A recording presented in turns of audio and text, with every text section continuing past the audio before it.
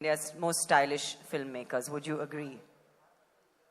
Uh, I really don't know, in the sense I was always aspiring to style. I was always trying to be stylish. Well, I can say that style is omnipresent in your work, in your films, whether it's Gangs of Wasseypur, even though it's about the underworld, or whether it's The Lovely Masan. It is just, they're all style, infused with style. So how do you really bring style, or how do you really incorporate style to your work, to your stories? No, it's really like, you don't realize it, that when you become a kind of a style statement, when you become fashionable. Yes. Like for me, I have always felt a lack of style when I was growing up. Like, Maybe that's what made you unique. Yeah, and in the sense that, always growing up wearing like just that one Bata shoe, white canvas shoe. And I thought the style came from shoes. So I got a shoe fetish later on in life. And then you think style probably comes from these jackets and suits and things. And then you realize style comes from within you. Yes, and absolutely. Well said. It always comes from when somebody else, comes and tells you that you're so cool. And you're like, acha.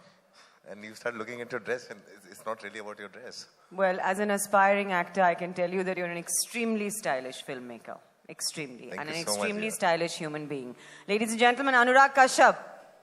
Thank you so much. Sir, I'm feeling very humbled in your presence. What a true honor, actually, to be on stage with you. Really, it is a pleasure. Thank you for joining us today. I was reading somewhere that you have talked about how chess is a way of life. It's a passion, it's a way of life. You have traveled the globe playing chess and made us extremely proud. So first off, can we please have a round of applause for Vishwanathan Anand? Thanks very much. So what does good taste mean to you?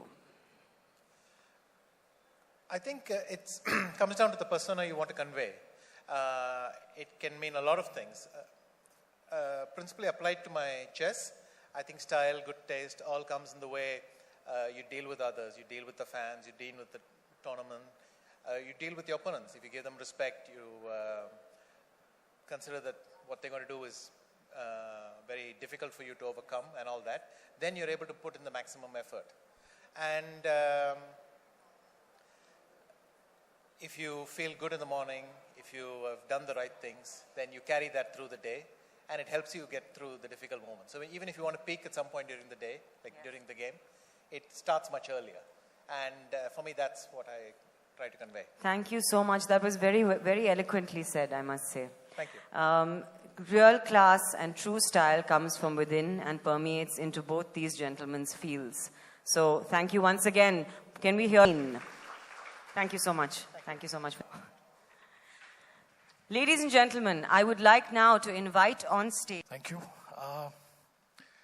First and foremost, good afternoon, ladies and gentlemen. It's a pleasure to welcome each and every one of you at the 11th edition of the Blenders Pride Fashion Tour, this being the preview. I was standing on the same stage last year when we spoke to you about how, after 9 years of doing only fashion, we graduated to style. The idea was to open up the fashion space and move to style with the introduction of music, style blenders, and so on and so forth. This year, we've tried to evolve that a little bit further by delving a lot deeper into what style is all about and what makes or what defines a person's style.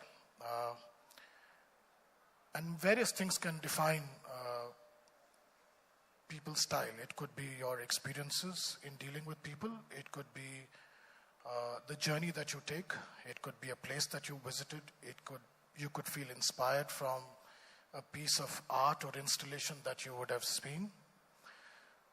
So the idea this year is to delve deeper into that journey and create collaborations with people from various walks of life, which will be fashion, music, style blenders, all of that coming together to create what should hopefully be good taste, because good taste always stays with you. I shan't take very long, At this point in time, let me invite on stage somebody who has good taste and somebody who's considered to be the most fashionable editor in the world of journalism. And without further ado, let me welcome on stage Mr. Shea Kurian, the editor of GQ. I shall...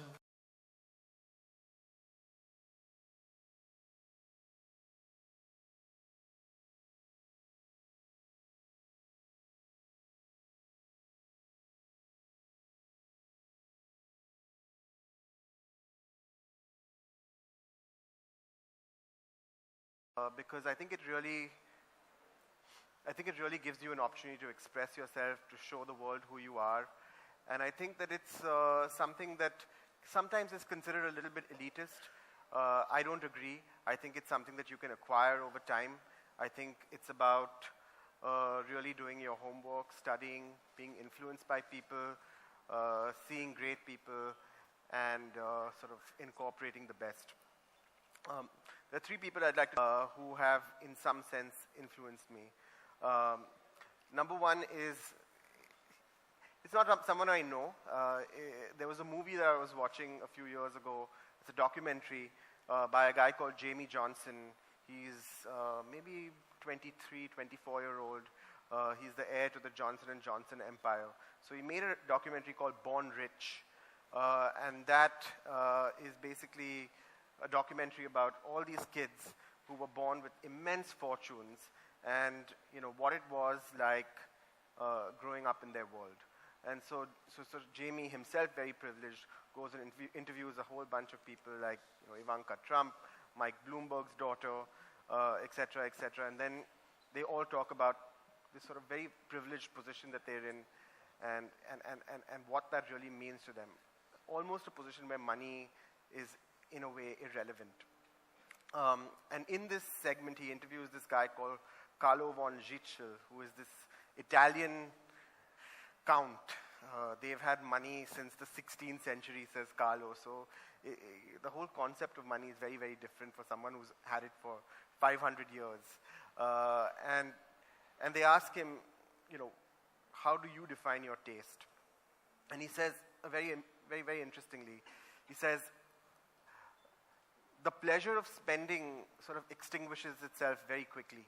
So you go out and buy a really fancy sports car, you feel good about it for about maybe a week, 10 days, and then it sort of gets normal. It's very, very normal.